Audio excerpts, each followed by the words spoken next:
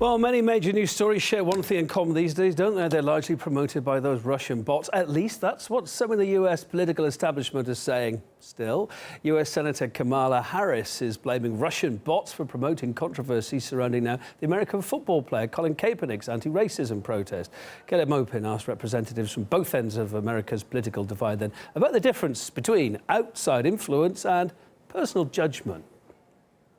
Do you remember the controversy involving American football players who refused to stand and instead took a knee during the national anthem as part of social unrest started by former NFL player Colin Kaepernick? Well, 3 years later, Kamala Harris, a leading Democrat candidate for president in 2020, is saying that the controversy was a plot from Russia. Remember the heat that ended up around the bend the knee and Colin Kaepernick. Mm-hmm. Many smart people have said it actually was not a thing. Mm-hmm. The Russian bots started taking that on. Now, there happen to be quite a few leading voices promoting that issue. Perhaps Kamala Harris hasn't seen all of this, or all of these voices were also inspired by Russian bots.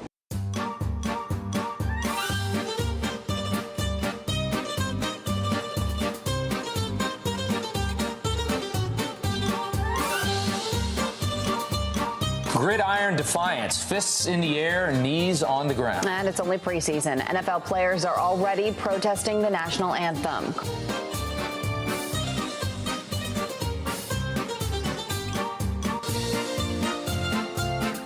The first Sunday of the NFL season kicked off today, and the games also bring a return of the league's national anthem controversies.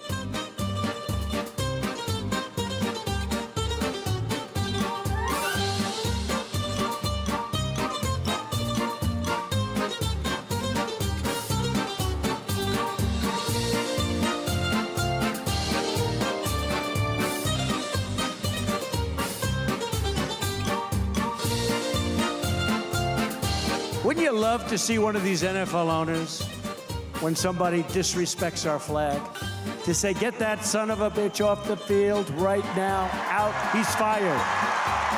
He's fired!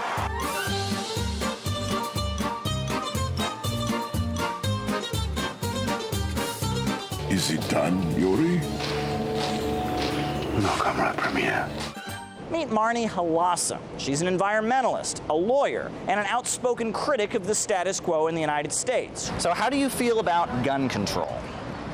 Gun control, I think there needs to be a tremendous amount of gun control. I think guns need to be regulated. I think there should be common sense regulations. I think there should be background checks. I think, perhaps guns should be taken away from the mentally ill. If you feel that way, you might be falling for a Kremlin bot. I think that's ridiculous. Okay, now what about police brutality? How do you feel about police brutality? Police brutality. We have a real problem in America where the police are shooting black men, black women, and it's a real problem, and it goes on all the time, and it's been going on for decades. So,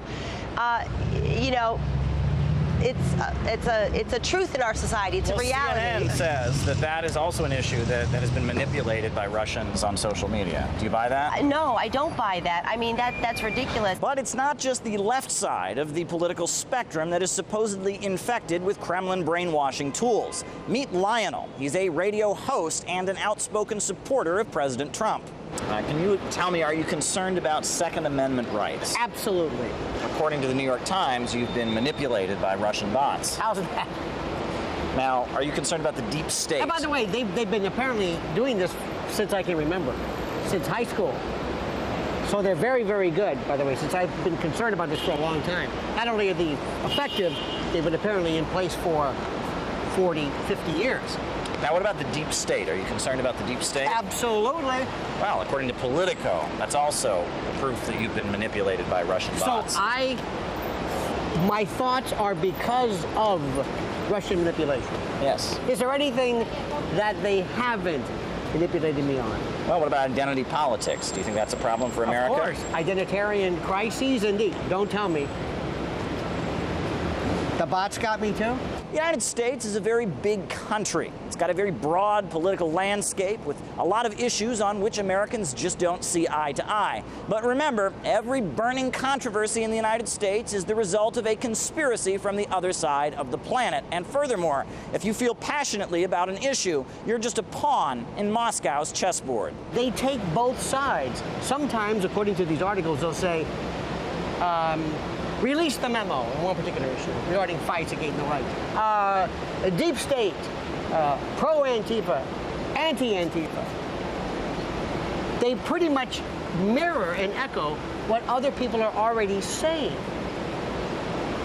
So if they're basically replicating what other people are saying, what effect do they have other than adding to the sound or the echo chamber? The problem with that kind of narrative, it propagates that there's no real problem. And these are real problems going on in our society, and they need to be fixed. It's just silly. It's just plain silly, and people shouldn't buy it.